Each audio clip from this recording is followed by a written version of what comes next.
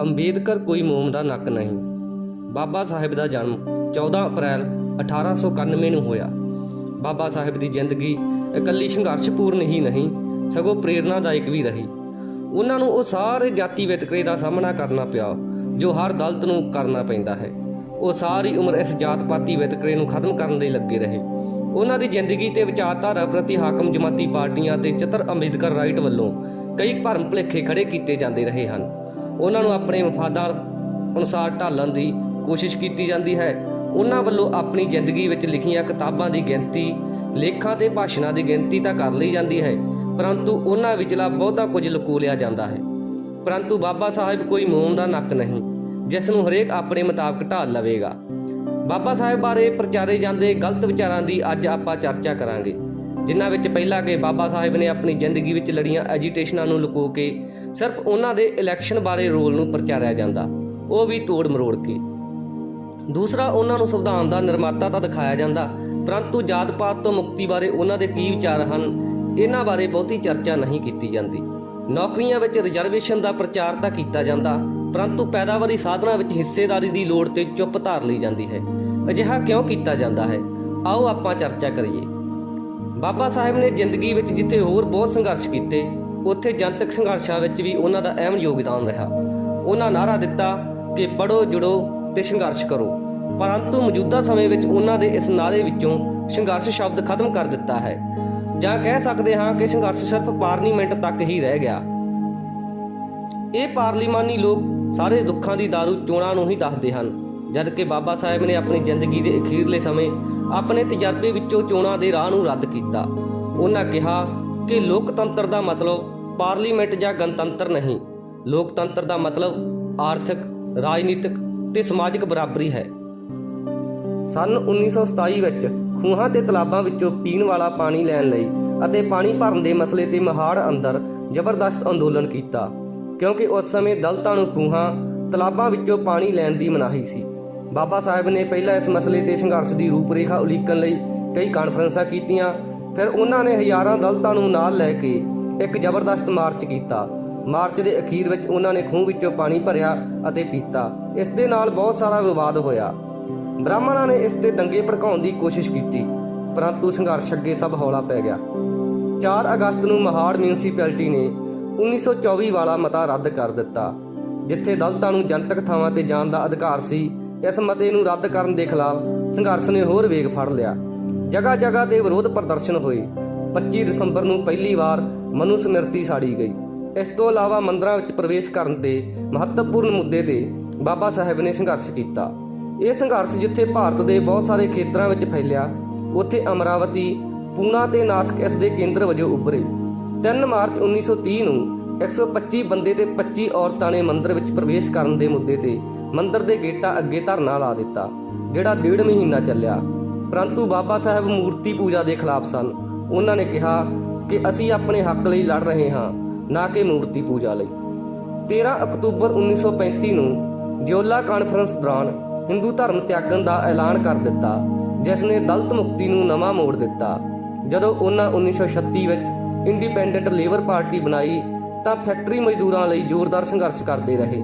ਬਾਬਾ ਸਾਹਿਬ ਰਜਵਾੜਿਆਂ ਤੇ ਜੰਗੀਰਦਾਰਾਂ ਵੱਲੋਂ ਉਜਾੜੇ ਗਏ ਮੁਜ਼ਾਹਰਿਆਂ ਦੇ ਹੱਕਾਂ ਵਿੱਚ ਖੜੇ ਹੋਏ, ਪਰ ਅੱਜ ਉਹਨਾਂ ਦੀ ਪਹਿਚਾਣ ਸਿਰਫ ਚੋਣਾਂ ਦੇ ਦਾਇਰੇ ਤੱਕ ਸੀਮਿਤ ਕਰਕੇ ਰੱਖ ਦਿੱਤੀ ਹੈ। ਚੋਣਾਂ ਦਾ ਉਹਨਾਂ ਦਾ ਤਜਰਬਾ ਕਾਫੀ ਕੌੜਾ ਰਿਹਾ। ਜਦੋਂ ਉਹਨਾਂ ਨੇ ਇੰਡੀਪੈਂਡੈਂਟ ਲੇਬਰ ਪਾਰਟੀ ਬਣਾਈ ਤਾਂ ਉਹ ਪਾਰਲੀਮੈਂਟ ਵਿੱਚ ਬਹੁਤਾ ਕੁਝ ਨਾ ਕਰ ਸਕੇ। ਫਿਰ ਉਹਨਾਂ ਨੇ ਸ਼ਡਿਊਲਡ ਕਾਸਟ ਫੈਡਰੇਸ਼ਨ ਬਣਾਈ, ਪਰੰਤੂ ਉਹਨਾਂ ਦੀ ਮੰਗ ਕਿ ਮੁਸਲਮਾਨਾਂ ਤੇ ਹਿੰਦੂਆਂ ਦੀ ਤਰ੍ਹਾਂ ਸ਼ਡਿਊਲ ਕਾਸਟ ਨੂੰ ਵੀ ਬਰਾਬਰ ਦਾ ਦਰਜਾ ਦਿੱਤਾ ਜਾਵੇ ਨੂੰ ਅੰਗਰੇਜ਼ਾਂ ਨੇ ਨਾ ਮੰਨਿਆ, ਅਤੇ ਨਾ ਹੀ ਸ਼ਡਿਊਲ ਕਾਸਟ ਫੈਡਰੇਸ਼ਨ ਇਸ ਦੇ ਹਾਣ ਦੀ ਹੋ ਸਕੀ ਕਿ ਇਸ ਤੇ ਉਹ ਵੱਡਾ ਸੰਘਰਸ਼ ਕਰ ਸਕਦੀ। ਅਣਮੰਨੇ ਮਨ ਦੇ ਨਾਲ ਉਹ ਉਸ ਵੇਲੇ ਅੰਗਰੇਜ਼ਾਂ ਅਤੇ ਨਹਿਰੂ ਉਹਨਾਂ ਦੇ ਵਿਚਕਾਰ ਚੱਲ ਰਹੇ ਸਮਝੌਤੇ ਦਾ ਹਿੱਸਾ ਬਣੇ। ਉਹਨਾਂ ਨੂੰ ਲੱਗਿਆ ਕਿ ਜਿੰਨਾ ਉਹ ਆਪਣੇ ਲੋਕਾਂ ਨੂੰ ਲੈ ਕੇ ਦੇ ਸਕਦੇ ਹਨ, ਉਹਨਾਂ ਲੈਣਾ ਚਾਹੀਦਾ ਹੈ। ਭਾਰਤ ਦੀ ਪਹਿਲੀ ਸਰਕਾਰ ਦਾ ਚਾਹੇ ਉਹ ਹਿੱਸਾ ਰਹੇ, ਪਰੰਤੂ ਉਹਨਾਂ ਨੇ ਕਾਨੂੰਨ ਮੰਤਰੀ ਦੇ ਵਜੋਂ ਅਸਤੀਫਾ ਦੇ ਦਿੱਤਾ। ਉਹਨਾਂ ਨੇ ਨਵੀਂ ਪਾਰਟੀ RPI ਬਣਾਈ, ਜੋ ਪੂਰੇ ਦੇਸ਼ ਵਿੱਚ ਚੋਣਾਂ ਲੜੇ, ਪਰੰਤੂ ਇਹ ਪਾਰਟੀ ਵੀ ਕੋਈ ਮਹੱਤਵਪੂਰਨ ਰੋਲ ਅਦਾ ਨਾ ਕਰ ਸਕੀ।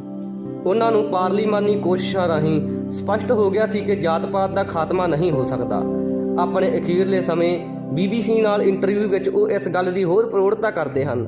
ਮੌਜੂਦਾ ਸਮੇਂ ਵਿੱਚ ਉਹਨਾਂ ਵੱਲੋਂ ਕੀਤੇ ਗਏ ਤਜਰਬਿਆਂ ਤੋਂ ਸਿੱਖਦੇ ਹੋਏ ਅੱਗੇ ਵਧਣ ਦੀ ਥਾਂ ਪਾਰਲੀਮਾਨੀ ਹਾਕਮ ਜਮਾਤੀ ਲੋਕ ਕੁਝ ਚਤਰ ਅੰਬੇਦਕਰ ਰਾਈਟ ਉਹਨਾਂ ਨੂੰ ਸਿਰਫ ਪਾਰਲੀਮੈਂਟ ਤੱਕ ਹੀ ਸੀਮਿਤ ਕਰਕੇ ਰੱਖਣ ਦੀ ਕੋਸ਼ਿਸ਼ ਕਰ ਰਹੇ ਹਨ।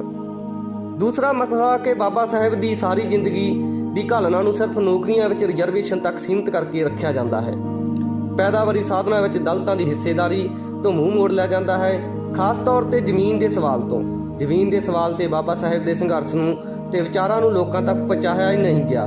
ਰਿਜ਼ਰਵੇਸ਼ਨ ਬਚਾਓ ਬਾਬਾ ਸਾਹਿਬ ਨੇ ਲੈ ਕੇ ਦਿੱਤੀ ਸੀ, ਇਸ ਨੂੰ ਬਚਾਉਣ ਦੀ ਲੋੜ ਹੈ। ਦਲਿਤਾਂ ਤੇ ਹਮਲਾ, ਅੰਬੇਦਕਰ ਤੇ ਹਮਲਾ ਆਦਿ ਦਾ ਰੌਲਾ ਪਾਇਆ ਜਾਂਦਾ ਤਾਂ ਕਿ ਉਹਨਾਂ ਨੂੰ ਮਿਲਦੀ ਸਹੂਲਤ ਬਚੀ ਰਹੇ ਤੇ ਉਹਨਾਂ ਨੂੰ ਅੱਗੇ ਕੋਈ ਨਵੀਂ ਘਾਲਣਾ ਨਾ ਘਾਲਣੀ ਪਵੇ। ਨਾਲ ਹੀ ਸਿਆਸੀ ਤੌਰ ਤੇ ਉਹ ਇਸ ਦਾ ਲਾਹਾ ਲੈਂਦੇ ਰਹਿਣ।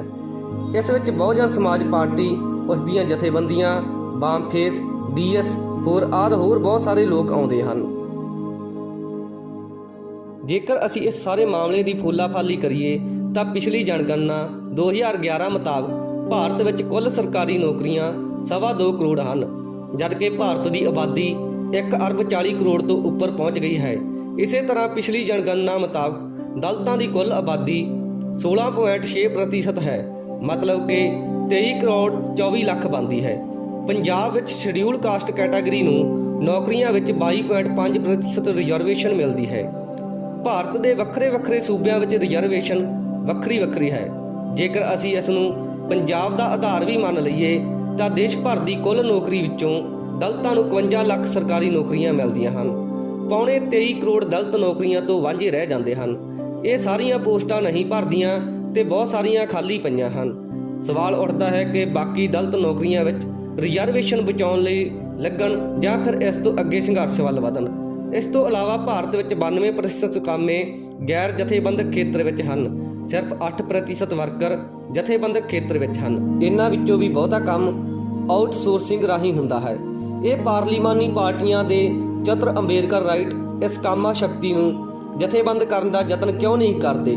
ਉਹ ਨਿੱਜੀਕਰਨ ਰਾਹੀਂ ਖਤਮ ਕੀਤੀਆਂ ਜਾ ਰਹੀਆਂ ਨੌਕਰੀਆਂ ਦੇ ਮਾਮਲੇ ਤੇ ਕਿਉਂ ਨਹੀਂ ਬੋਲਦੇ?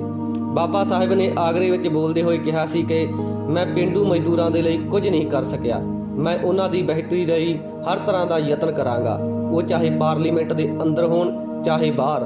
ਉਹਨਾਂ ਕਿਹਾ ਕਿ ਨੌਕਰੀਆਂ ਤੇ ਸਾਡੇ ਲੱਗੇ ਲੋਕ ਪੇਟੂ ਬਣ ਗਏ ਹਨ, ਉਹ ਸਮਾਜ ਲਈ ਕੁਝ ਨਹੀਂ ਕਰਦੇ। ਨੌਜਵਾਨਾਂ ਨੂੰ ਪਿੰਡਾਂ ਦੇ ਗਰੀਬ ਲੋਕਾਂ ਵਿੱਚ ਜਾਣਾ ਚਾਹੀਦਾ।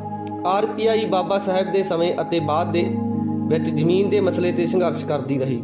ਪੰਜਾਬ ਵਿੱਚ ਬਾਬਾ ਮੰਗੂ ਰਾਮ ਇਸ ਮਸਲੇ ਤੇ ਸੰਘਰਸ਼ ਕਰਦੇ ਰਹੇ। ਭਾਰਤ ਦੇ ਪਲੈਨਿੰਗ ਕਮਿਸ਼ਨ ਮੁਤਾਬਕ ਪਿੰਡਾਂ ਵਿੱਚ 65% ਲੋਕ ਬੇਜ਼ਮੀਨੇ ਹਨ। ਭਾਰਤ ਤਰੱਕੀ ਤਾਂ ਹੀ ਕਰ ਸਕਦਾ ਹੈ ਜੇਕਰ ਇਹ ਜ਼ਮੀਨ ਮੁੜ ਵੰਡੀ ਜਾਵੇ। ਅੱਜ ਲੋੜ ਹੈ ਪੈਦਾਵਾਰੀ ਸਾਧਨਾਂ ਵਿੱਚੋਂ ਹਿੱਸੇਦਾਰੀ ਮੰਗੀ ਜਾਵੇ, ਜਿਸ ਤਹਿਤ ਜ਼ਮੀਨਾਂ, ਫੈਕਟਰੀਆਂ ਤੇ ਕੁਦਰਤੀ ਸਰੋਤ ਆਉਂਦੇ ਹਨ। ਤੀਸਰਾ, ਅੱਜ ਹਾਕਮਾਂ ਨੇ ਤੇ ਅਖੌਤੀ ਅੰਬੇਦਕਰ ਰਾਈਟ ਨੇ ਸੰਵਿਧਾਨ ਨੂੰ ਇੱਕ ਪਵਿੱਤਰ ਕਿਤਾਬ ਬਣਾ ਦਿੱਤਾ ਹੈ, ਜਦਕਿ ਉਸ ਦੇ ਮੁਕਾਬਲੇ ਜਾਤ-ਪਾਤ ਦੇ ਖਾਤਮੇ ਸੰਬੰਧੀ ਬਾਬਾ ਸਾਹਿਬ ਦੇ ਯਤਨਾਂ ਨੂੰ ਨਹੀਂ ਉਭਾਰਿਆ ਗਿਆ। ਬਾਬਾ ਸਾਹਿਬ ਦੀਆਂ ਮੂਰਤੀਆਂ ਦੇ ਹੱਥ ਵਿੱਚ ਸੰਵਿਧਾਨ ਤਾਂ ਫੜਾ ਦਿੱਤਾ, ਪਰੰਤੂ ਜਾਤ-ਪਾਤ ਦਾ ਬੀਜਨਾਸ ਨਾਂ ਦੀ ਕਿਤਾਬ ਕਿਉਂ ਨਹੀਂ ਫੜਾਈ ਗਈ? ਮੌਜੂਦਾ ਸਮੇਂ ਵਿੱਚ ਜਦੋਂ ਸੰਘੀ ਫਾਸ਼ੀਵਾਦ ਸੱਤਾ ਦੇ ਕਬਜ਼ੇ ਵੱਲ ਵੱਧ ਰਿਹਾ ਹੈ, ਉਸ ਸਮੇਂ ਸੰਵਿਧਾਨ ਵਿੱਚ ਕੋਈ ਸੋਧ ਕਰਨੀ ਜਾਂ ਉਸ ਨੂੰ ਰੱਦਣ ਲਈ ਸੰਘਰਸ਼ ਕਰਨਾ ਸੰਘੀ ਫਾਸ਼ੀਵਾਦ ਦੇ ਹੱਕ ਵਿੱਚ ਭੁਗਤਣਾ ਹੋਵੇਗਾ। ਪਰੰਤੂ ਇਸ ਤੇ ਚਰਚਾ ਕਰਨੀ ਤਾਂ ਜ਼ਰੂਰ ਬਣਦੀ ਹੈ।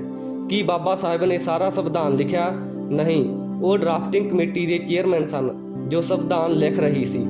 ਡਰਾਫਟਿੰਗ ਕਮੇਟੀ ਵਿੱਚ Alladi Krishna, Swami ਅਯਾਰ, N ਗਵਾਲ Swami, BR Ambedkar, KM ਮੁੰਸ਼ੀ, ਮੁਹੰਮਦ ਸਦੁੱਲਾ, BL ਮਿੱਤਲ, DP ਖੈਤਾਨ ਸਨ। ਇਸ ਡਰਾਫਟਿੰਗ ਕਮੇਟੀ ਨੂੰ ਬਣਾਉਣ ਵਾਲੀ ਸੰਗਠਕ ਅਸੈਂਬਲੀ ਸੀ ਅਤੇ ਹਰ ਕਾਨੂੰਨ ਨੂੰ ਪਾਸ ਕਰਨ ਵਾਲੀ ਵੀ ਇਹੀ ਸੀ। ਬਾਬਾ ਸਾਹਿਬ ਨੇ ਕਦੇ ਵੀ ਸੰਵਿਧਾਨ ਨੂੰ ਪਵਿੱਤਰ ਕਿਤਾਬ ਨਹੀਂ ਕਿਹਾ। ਉਲਟਾ ਉਹਨਾਂ ਰਾਜ ਸਭਾ ਵਿੱਚ 2 ਦਸੰਬਰ 1953 ਨੂੰ ਕਿਹਾ ਕਿ ਜੇਕਰ ਇਹ ਸਾਡੇ ਲੋਕਾਂ ਦੀ ਹਾਲਤ ਵਿੱਚ ਤਬਦੀਲੀ ਨਹੀਂ ਕਰ ਸਕਦਾ ਤਾਂ ਮੈਂ ਉਹ ਪਹਿਲਾ ਵਿਅਕਤੀ ਹੋਵਾਂਗਾ ਜਿਹੜਾ ਇਸ ਸੰਵਿਧਾਨ ਨੂੰ ਜਲਾ ਦੇਵਾਂਗਾ। ਜੇਕਰ ਬਾਬਾ ਸਾਹਿਬ ਦੀ ਸਾਰੀ ਗੱਲ ਮੰਨੀ ਜਾ ਰਹੀ ਹੁੰਦੀ ਤਾਂ ਉਹ ਹਿੰਦੂ ਕੋਡ ਬਿੱਲ ਤੇ 1951 ਜੋ ਕਾਨੂੰਨ ਮੰਤਰੀ ਵਜੋਂ ਅਸਤੀਫਾ ਕਿਉਂ ਦਿੰਦੇ? ਉਹਨਾਂ BBC ਨਾਲ ਇੰਟਰਵਿਊ ਵਿੱਚ ਕਿਹਾ ਕਿ ਲੋਕਤੰਤਰ ਇੱਥੇ ਫਿੱਟ ਨਹੀਂ ਹੋ ਸਕਦਾ ਕਿਉਂਕਿ ਇੱਥੇ ਸਮਾਜਿਕ ਢਾਂਚਾ ਵੱਖਰਾ ਹੈ। ਹੁਣ ਤੱਕ ਸੰਵਿਧਾਨ ਵਿੱਚ 104 ਸੋਧਾਂ ਹੋ ਚੁੱਕੀਆਂ ਹਨ। ਪੇਰੀਅਰ ਨੇ ਕਿਹਾ ਕਿ ਸੰਵਿਧਾਨ ਦਾ ਕੰਮ ਨਹੀਂ, ਇਸ ਨੂੰ ਅੱਗ ਲਗਾ ਦਿਓ। ਕਿ ਬਾਬਾ ਸਾਹਿਬ ਦੇ ਸੁਪਨੇ ਮੁਤਾਬਕ ਸਾਡੇ ਲੋਕਾਂ ਦੀ ਹਾਲਤ ਸੁਧਰ ਗਈ? ਕੀ ਜਾਤ ਪਾਤ ਖਤਮ ਹੋ ਗਈ? ਪਰੰਤੂ ਮਸਲਾ ਤਾਂ ਇਹ ਹੈ ਕਿ ਸੱਤਾਧਾਰੀ ਲੋਕ ਤੇ ਅਖੌਤੀ ਅੰਬੇਦਕਰ ਰਾਈਟ ਇਹ ਜਾਤ ਪਾਤ ਨੂੰ ਰੱਖਣਾ ਚਾਹੁੰਦੇ ਹਨ ਤਾਂ ਕਿ ਉਹ ਆਪਣੀਆਂ ਸਿਆਸੀ ਰੋਟੀਆਂ ਸੇਕ ਸਕਣ। ਜਾਤ ਪਾਤ ਦੇ ਖਾਤਮੇ ਲਈ ਬਾਬਾ ਸਾਹਿਬ ਨੇ ਪਹਿਲਾਂ ਪੂਨਾ ਪੈਕਟ ਰਾਹੀਂ ਕੋਸ਼ਿਸ਼ ਕੀਤੀ, ਫਿਰ ਉਹਨਾਂ ਨੇ ਅੰਤਰਜਾਤੀ ਵਿਆਹ ਦਾ ਵਿਚਾਰ ਲਿਆਂਦਾ, ਉਹਨਾਂ ਨੇ ਪਿੰਡ ਵੱਖਰੇ ਕਰਨ ਦਾ ਵਿਚਾਰ ਲਿਆਂਦਾ, ਉਹਨਾਂ ਰਾਜਨੀਤੀ ਰਾਹੀਂ ਵੀ ਕੋਸ਼ਿਸ਼ ਕੀਤੀ, ਉਹਨਾਂ ਨੇ ਸੰਵਿਧਾਨ ਰਾਹੀਂ ਕੁਝ ਕੋਸ਼ਿਸ਼ਾਂ ਕੀਤੀਆਂ, ਅਖੀਰ ਉਹਨਾਂ ਨੇ ਧਰਮ ਤਬਦੀਲੀ ਰਾਹੀਂ ਕੋਸ਼ਿਸ਼ ਕੀਤੀ। ਜਦੋਂ ਅਸੀਂ ਭਾਰਤੀ ਸਮਾਜ ਤੇ ਨਿਗਾਹ ਮਾਰਦੇ ਹਾਂ ਤਾਂ ਜਾਤ ਪਾਤ ਅੱਜ ਵੀ ਮੌਜੂਦ ਹੈ। ਆਰਥਿਕ, ਸਮਾਜਿਕ ਤੇ ਰਾਜਨੀਤਿਕ ਪੱਧਰ ਤੇ ਨਾ ਬਰਾਬਰੀ ਹੈ। ਸਵਾਲ ਇਹ ਹੈ ਕਿ ਬਾਬਾ ਸਾਹਿਬ ਨੇ ਜੋ ਯਤਨ ਕੀਤੇ, ਜੋ ਉਹਨਾਂ ਨੇ ਕੁਝ ਸਹੂਲਤਾਂ ਲੈ ਕੇ ਦਿੱਤੀਆਂ, ਉਹਨਾਂ ਦਾ ਆਨੰਦ ਮਾਣਿਆ ਜਾਵੇ ਜਾਂ ਉਸ ਤੋਂ ਅੱਗੇ ਸੰਘਰਸ਼ ਤੋਰਿਆ ਜਾਵੇ ਜਾਂ ਉਹਨਾਂ ਦੀ ਸਹੀ ਵਿਚਾਰਧਾਰਾ ਨੂੰ ਲੋਕਾਂ ਵਿੱਚ ਪੇਸ਼ ਕੀਤਾ ਜਾਵੇ। ਜੇਕਰ ਅਸੀਂ ਉਹਨਾਂ ਦੇ ਕੀਤੇ ਯਤਨਾਂ ਨੂੰ ਅੱਗੇ ਲੈ ਕੇ ਤੁਰਦੇ ਹਾਂ, ਉਹਨਾਂ ਦੀ ਸਹੀ ਵਿਚਾਰਧਾਰਾ ਨੂੰ ਲੋਕਾਂ ਵਿੱਚ ਲੈ ਕੇ ਜਾਂਦੇ ਹਾਂ, ਤਾਂ ਅਸੀਂ ਉਹਨਾਂ ਦੇ ਜਨਮ ਦਿਨ ਤੇ ਉਹਨਾਂ ਨੂੰ ਇਹ ਸਭ ਤੋਂ ਵਧੀਆ ਤੋਹਫਾ ਦੇਵਾਂਗੇ। ਇਨਕਲਾਬੀ ਸਾਡਾ ਰਾਹ ਵਿੱਚੋਂ ਧੰਨਵਾਦ ਸਾਹਿਬ।